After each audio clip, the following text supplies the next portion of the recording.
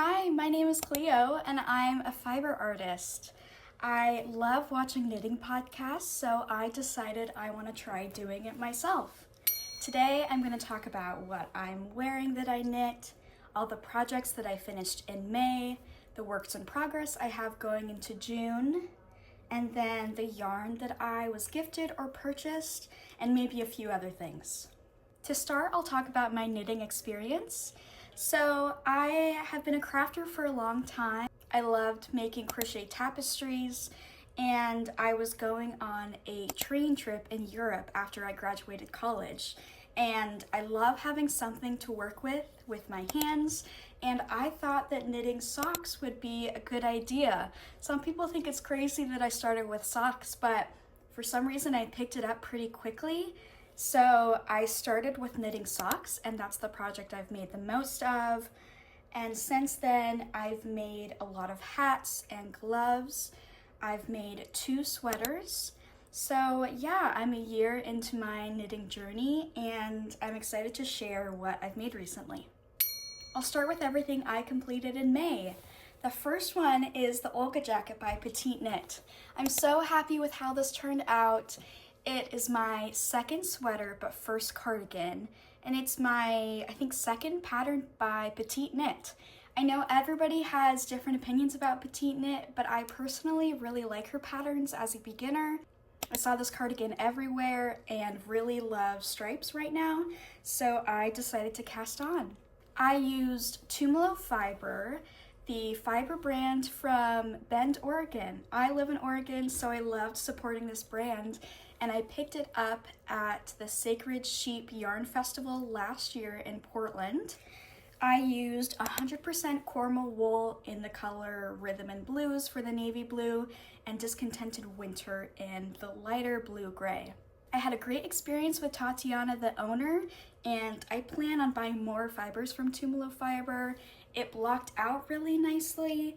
It's 100% wool, but it's still soft enough that you can wear on your skin, and I have pretty sensitive skin. I found oyster buttons from my local sewing store called Josephine's Dry Goods in Portland, and I just love how the sweater turned out. I want to take a break from knitting a project flat for a while. Like most people, purling is not very fun for me, so even in this DK weight, it took a while. Alright, I had to take this off, and I will for the rest of the video because it's almost 80 degrees in Portland today. The next project I completed in May were my Tiptoe Through the Tulip socks by Stone Knits. This is my first pair of colorwork socks, and I've started several since then. I loved this pattern by Stone Knits, and one of my favorite flowers are tulips. I picked up this yarn in Amsterdam when I traveled there last summer, so it's a super soft merino wool with nylon. I technically started this project almost a year ago. I have a really high instep, which is kind of this part of the foot, and I did color work all the way down, and I could not get it to fit very nicely. And since then, with all the socks that I've knit, I've learned that I need to do a different kind of heel just to fit my foot better. So the top half of the sock, I followed the pattern all the way through, and then the bottom half of the sock, I pretty much followed the vanilla sock pattern by the Crazy Sock Lady, which includes a slip stitch heel flap, heel turn, and decreasing gusset. So I'm really happy with how these socks turned out, and I end up wearing them several times a week. This is my own pattern called the Girlfriend Socks. I've been meaning to make a pair for my girlfriend for a while now, so we went to a secondhand yarn store in Portland called Books and Yarn, and she picked out this red yarn. I love knitting socks. I think everybody should try it out at some point if they're interested in knitting. I always have a sock project in my bag that I knit when I'm at bars or on long drives, and even tonight we're going to an event in the park, and I'm going to bring my knitting and probably knit the whole time. I'm really excited to release this pattern, and it'll be released probably on July 1st. If you're interested in a very beginner-friendly sock pattern, I really recommend the Girlfriend Socks. They're knit top down with a rolled hem, a 2x2 ribbing. There are 2 stripes with a technique to limit the jog when you're changing colors. Then a slip stitch heel flap, heel turn, and gusset, which is my preferred type of heel, and a contrast toe. I ended up using the white yarn from the yarn I got in Amsterdam, just like my tulip socks. So my girlfriend Zoe thinks that's pretty special that that Amsterdam yarn is also a part of her sock. She's been wearing these a lot recently, and I've been loving anything red. So I had a lot of fun making these, and I'm excited to see what all the test knitters come up with for this girlfriend sock pattern. And for reference, this sock is size 2, which is like women's large and men's small, and it's the long leg still with 2 stripes. Next in May, I finished the first sock of my second pair of girlfriend socks. This sock is for me. It's the shorter leg and size 1, which is for women's small. I knit this sock while filming a very detailed video tutorial, which all the test knitters have right now. I used Universal's yarn, the Uni Merino sock yarn. This is my favorite sock yarn to use, and you'll see in a little bit that I got several more colors recently. This sock fits really well, and I'm gonna knit the second one once all the test knitters have finished their socks, so I know all the parts of the video that I can fix up. All right, I have another sock. I didn't have a job in May, and so I spent so much of my time knitting, which means surprisingly I have another project done, which is really unlike me for every other month of the year. My girlfriend and I recently adopted a cat we named Lady, or Old Lady. She's 14 years old, and I've always loved the name Lady. I've also been loving ladybugs a lot recently. I have them on my nail. And again, I love knitting socks, and with my experience doing colorwork tapestries and the colorwork tulip socks, I decided to, again, make my own pattern. I charted out the ladybugs on Stitch Fiddle and followed my own favorite style of vanilla socks for the rest of the sock.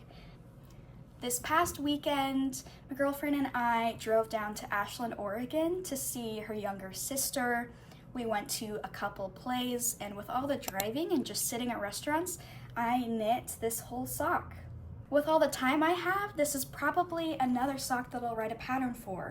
Now I'm going to talk about all the whips that I have going into June, and we'll see how much I can get done this month.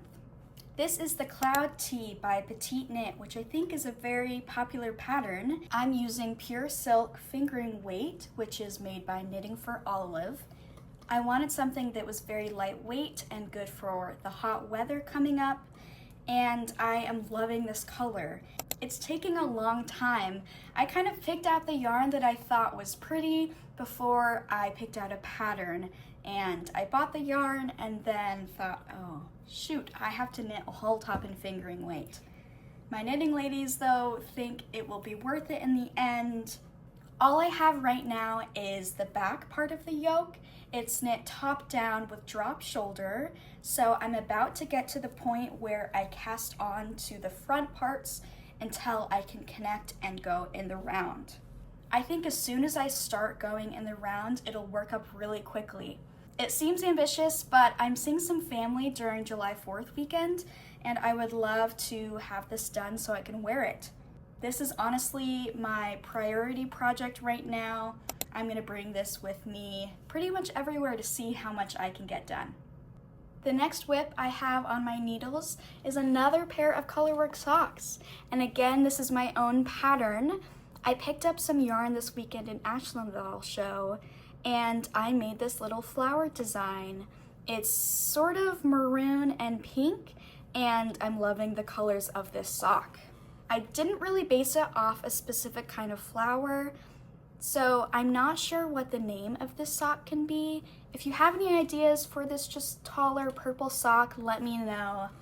I really prefer shorter socks, so I'm actually about to start the heel, and I did a contrast rolled cuff, a 1x1 ribbing, and then about 20 rows of the flower color work.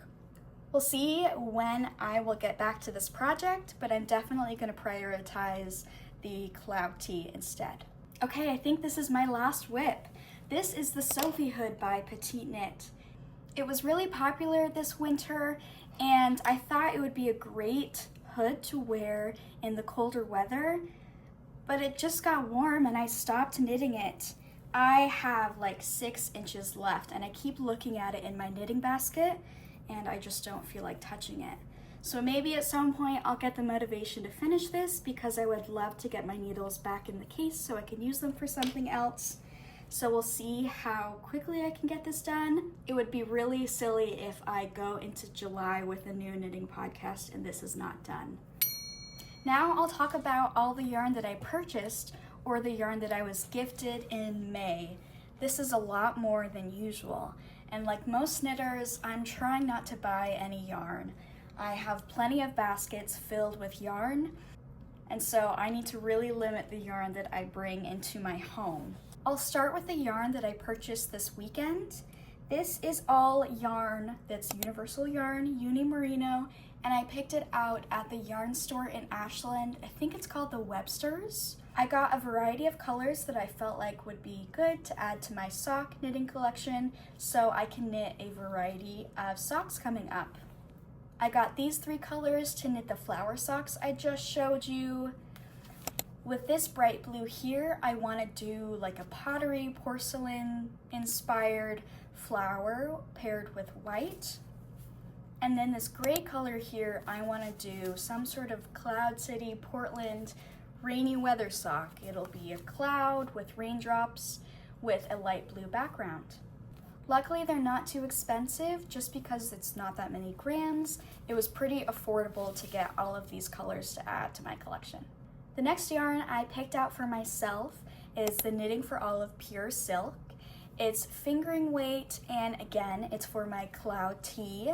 I purchased this yarn for my birthday. My birthday was May 13th, and I thought it would be an okay gift to myself to get yarn for a project. I'm honestly not loving this yarn so far. It's pretty splitty and gets entangled so easily. It's not the yarn's fault, but because it's fingering weight, the project is taking a while. So we'll see if I decide to use this again. I feel like this green color is really popular recently. It's that like matcha light green color. I wanted to pick out a color I don't have a lot of in my wardrobe, but I still think it's not too adventurous that I wouldn't wear it. Next is this bright yellow yarn that I picked up for a gift I'll be making in a little bit. I won't talk about the project in case they're watching, but this is the Cascade Yarns 220 Superwash Wool. It's 100% superwash, and I think it's sport weight. I bought a lot of this, and I'm excited to do this project. It'll actually be a crochet project, so later this fall, I'll get to show the whole process of making this project. I think the yellow is super sweet, and I've been wanting to make a project with this color like a lot of people recently, so I'm excited to see how this project works out. All the other yarns I picked up in May were either free or gifted to me. I'll start with the 2 that were gifted to me. I go to a couple knitting groups a week, and my Tuesday group that I found last summer is actually a group of lovely older ladies, and they pretty much treat me like I'm their grandchild. So a lot of them are trying to downsize their yarn collection, and they know that I love knitting socks and I love anything blue or green or even purple. Both of these are sock yarns. This is 100 grams and this is 50 grams. So I think this variegated yarn would be great to work up in a sock at some point when I want more of a mindless sock. I think it would be fun to do more of a textured sock, maybe trying out just a little bit of cables or maybe lace knitting. The last bit of yarn is this Cloudborn Fibers 100% wool in the color burgundy. I'm loving this color, and when the fall comes, I'm definitely knitting a very dark red sweater. I attend the Puddle Towns Knitters Guild once a month, and they have a table where people can just drop off yarn they don't really want, and you can grab whatever is there. So I picked up these 2 balls. I'll probably make a hat or a smaller accessory, maybe a pair of gloves, but this is another pairing of yarns that I'll probably just put away until the fall. The last thing I purchased in May is just an accessory and something to hold my needles. I know I should not be buying more pouches for notions or needles, but I had cash on me and I just thought it was really cute. So this is holding all of my sock needles and cables. I want to let you know that I'm the host of the Rose City Craft Club in Southeast Portland. We meet on Tuesdays from 6 to 7:30 at a coffee shop in Southeast Portland, Oregon. All types of crafters come. There's a lot of knitters, but there's also crochet and embroidery, painting, drawing, journaling, even writing. So I would love it if anyone can come. It's completely free, and all the info is on Meetup and on my Instagram at Stitched by Cleo. Thank you so much for watching this knitting podcast. I'm having a lot of fun sharing everything I've knit recently, and I just love connecting with the crafting community. I've made so many friends online, and I would love to meet more of you at the Rose City Craft Club. Thank you so much for watching this video, and I'll probably post another knitting podcast soon. Right now, I'm filming a crafting weekly vlog that I'll post in a little bit. So again, thank you for watching. My name is Cleo, and I'll see you later.